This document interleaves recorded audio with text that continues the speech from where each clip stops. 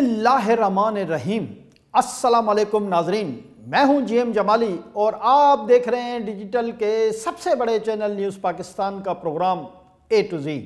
नाजरीन, हम आज के प्रोग्राम में आपसे कई खबरें शेयर करेंगे और इन खबरों पर अपने पॉइंट ऑफ व्यू से भी आपको आगाह करेंगे, क्योंकि गुज़िश्ता एक दो रोज़ में मुल्क भर के सियासी मंजरनामे पर बड़ी बड़ी तब्दीलियाँ हुई हैं। लिहाजा एक से ज़्यादा खबरों पर बात करना भी ज़रूरी है। आइए नाज़रीन, सबसे पहले बात करते हैं कराची और हैदराबाद समेत सिंध के दीगर इलाकों के बलदियाती इलेक्शन की। इन बलदियाती इंतखाबात में पाकिस्तान पीपल्स पार्टी ने तारीखी कामयाबी हासिल की है। हैदराबाद में पाकिस्तान पीपल्स पार्टी की फैसला कुन कामयाबी के नतीजे में मेयर यकीनन पाकिस्तान पीपल्स पार्टी का ही होगा। ताहम कराची में पाकिस्तान पीपल्स पार्टी की अक्सरियत के बावजूद सूरत हाल मुबहम है। कराची में किस पार्टी का मेयर होगा ये अभी तय होना बाकी है। जमात इस्लामी पाकिस्तान पीपल्स पार्टी पर धांधली करने का इल्ज़ाम लगा रही है, लेकिन पाकिस्तान पीपल्स पार्टी की तरफ से जमात इस्लामी से कहा जा रहा है कि जिस तरह हम आपके मैंडेट को तस्लीम कर रहे हैं, इसी तरह आपको भी हमारा मैंडेट तस्लीम करना चाहिए। उम्मीद की जा रही है कि कराची का मेयर पाकिस्तान पीपल्स पार्टी और जमात इस्लामी के बाहिमी रजामंदी से ही बनाया जाएगा, जिसके लिए दोनों जमातें एक दूसरे से राब्ते भी कर रही हैं। लेकिन दूसरी तरफ अपनी सियासी पोजीशन बरकरार रखने के लिए जमात इस्लामी मुल्कगीर एहतजाज की भी बातें कर रही है। अगरचे पाकिस्तान पीपल्स पार्टी ने कराची में सबसे ज़्यादा नशिस्तें हासिल की हैं, लेकिन उसके बावजूद पीपल्स पार्टी जमात इस्लामी को मेयर समेत हर मामले पर बात करने की पेशकश कर रही है। इस सिलसिले में वज़ीर आला सिंध सैयद मुराद अली शाह ने जमात इस्लामी कराची के अमीर हाफिज नईम उर रहमान से फ़ोन पर रब्ता भी किया है और तमाम इशूज़ पर मुज़ाकरात की दावत भी दे दी है। वज़ीर मेहनत सिंध सईद गनी ने मीडिया टॉक में जमात इस्लामी से कहा है कि अगर आप हमसे मेयर मांगेंगे तो हम इस पर भी बात करने के लिए तैयार हैं, लेकिन अगर आप सिर्फ टीवी पे बैठकर मेयर मांगेंगे तो फिर मामला हल नहीं हो सकेगा। सईद गनी उनके इशारों से अंदिया मिलता है कि पाकिस्तान पीपल्स पार्टी जमात इस्लामी के साथ न सिर्फ इत्तेहाद करके कराची का बलदियाती इंतज़ाम चलाना चाहती है, बल्कि मुमकिना तौर पर मेयर की पोजीशन भी जमात इस्लामी को देने के लिए तैयार नज़र आती है। जी नाज़रीन, यहाँ ये बात भी बहुत दिलचस्पी की हामिल है कि सिंध के इन बलदियाती इंतखाबात का सबसे अहम पहलू यह है कि इस इलेक्शन में इमरान खान की पॉपुलरिटी के गुब्बारे से हवा निकल गई है। याद रहे कि हम अपने कई प्रोग्रामों में आपके सामने अपना तज़किया पेश कर चुके हैं कि इमरान खान और पीटीआई इतनी मकबूल नहीं जितना सोशल मीडिया और कुछ टीवी चैनल्स ने इस हवाले से प्रोपेगेंडा कर रखा है। कराची के बलदियाती इंतखाबात में न सिर्फ इन दावों की कलई खुल गई है, बल्कि ये बात भी साबित हो गई है कि पीटीआई एस्टैब्लिशमेंट की सपोर्ट के बगैर इलेक्शन जीतने की सलाहियत ही नहीं रखती।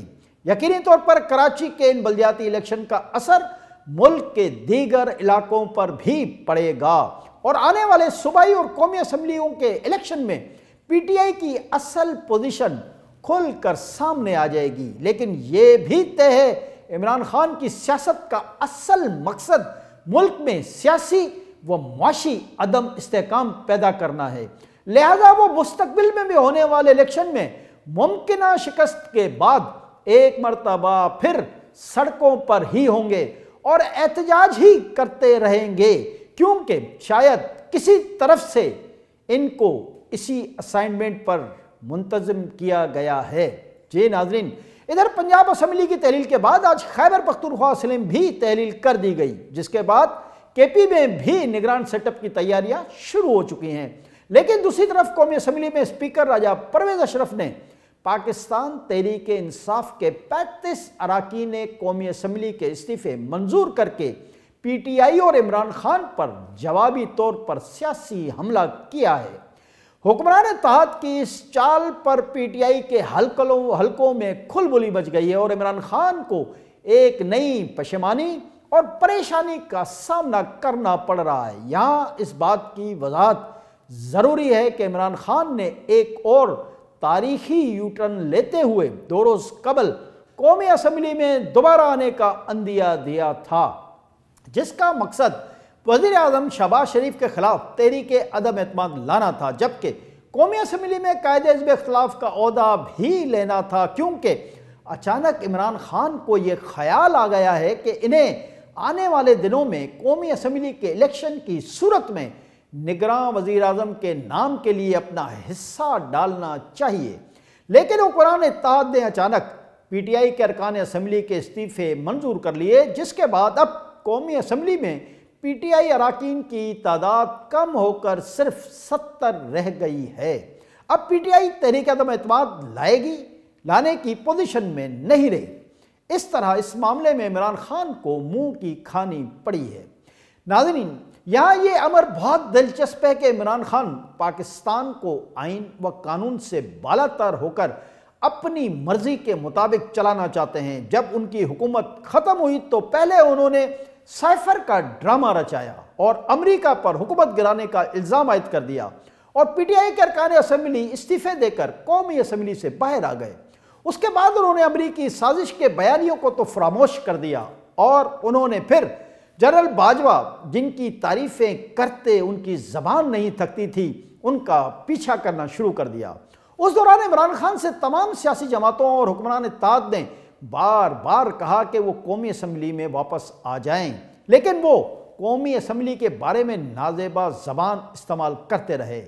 मगर अब एक मरतबा फिर वो तारीखी यूटर्न लेकर कौमी असम्बली में आने की बातें करने लगे हैं। पाकिस्तान और पाकिस्तानी अवाम की बदनसीबी है कि इन्हें इमरान खान जैसा सियासतदान मिला है जो अपनी कही हुई किसी भी बात पर खड़ा ही नहीं रहता, बल्कि अपनी ज़रूरत और मर्जी के मुताबिक हर बात से ही मुकर जाता है, और नई बात इस अंदाज से कहता है कि जैसे उसने इस इशू पर पुरानी वाली बात तो कही ही नहीं। ऐसा लगता है कि ये बातें इमरान खान के वोटर्स सपोर्टर्स को ज़रूर सोचना चाहिए। जी नाज़रीन, इधर मुल्क की मईशत के बारे में भी अहम खबरें सामने आ रही हैं।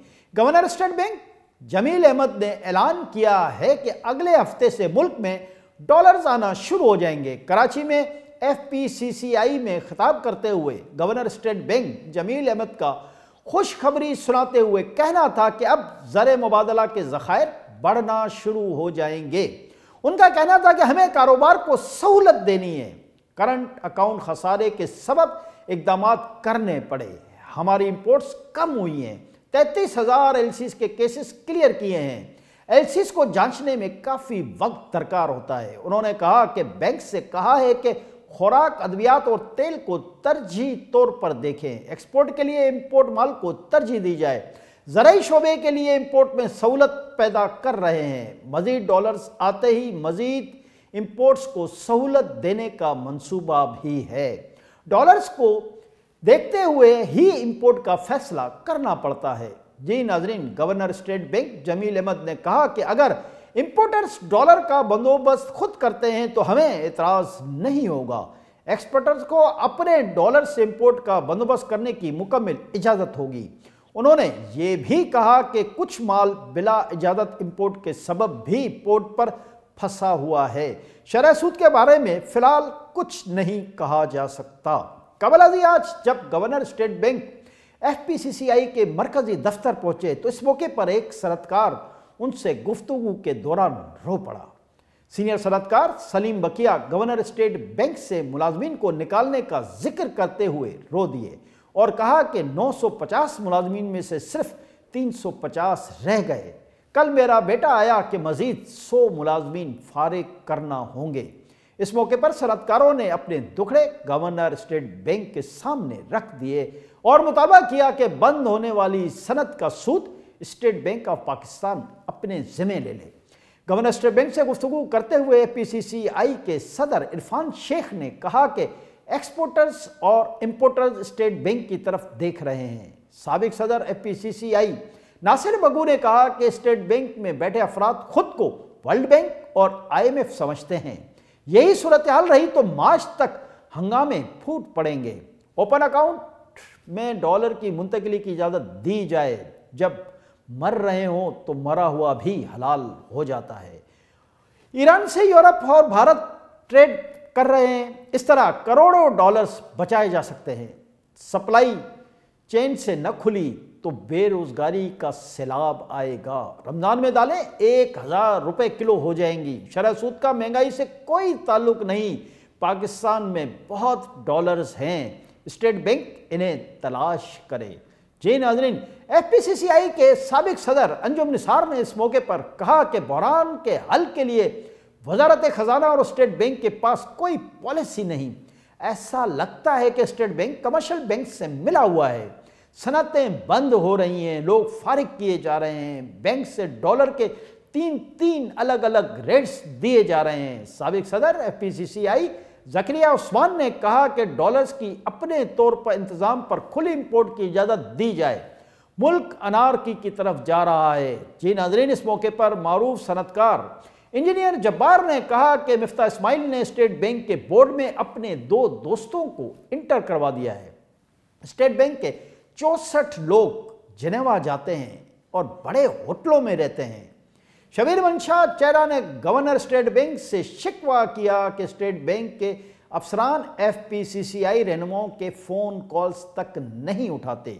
इस मौके पर खुर्रम सईद ने तजवीज़ पेश करते हुए कहा कि महंगाई के खात्मे के लिए भारत से सस्ता माल मंगवाया जाए, एक्सपोर्टर्स के डॉलर्स को मार्केट रेट पर लिया जाए। टिम्बर मर्चेंट के शर्जील गोपलानी ने कहा कि 2 माह स्टेट बैंक से राब्ते करते रहे मगर कोई जवाब न मिला। Governor state bank Jameel Ahmed ने तमाम सनतकारों को बहुत तहम्मुल से सुना और उनके मसाइल के हल की यकीन दहानी कराई। आज के लिए इतना ही। अगले प्रोग्राम तक के लिए अपने मेज़बान GM जमाली को इजाज़त दीजिए। अल्लाह हाफ़िज़।